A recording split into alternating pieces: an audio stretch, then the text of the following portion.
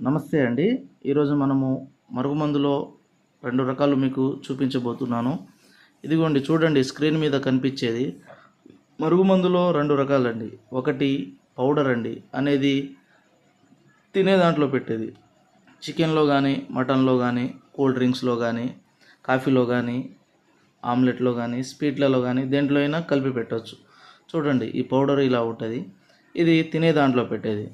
ఇంకొకటి లిక్విడ్ అండి. ఇదిగో చూడండి ఈ ఆయిలు బట్టలకు కానీ, చెప్పులకు కానీ, తలకు కానీ, శరీర భాగాన ఎక్కడైనా పూయవచ్చు. చూడండి నేను అలా అంటించినట్టు వాళ్ళ బట్టలకు కానీ, చెప్పులకు కానీ, శరీర భాగాన, తలకు ఎక్కడైనా పూస్తే వాళ్ళు కేవలం 3 నుంచి 5 రోజుల లోపల మన మాట వినడం జరుగుతుంది.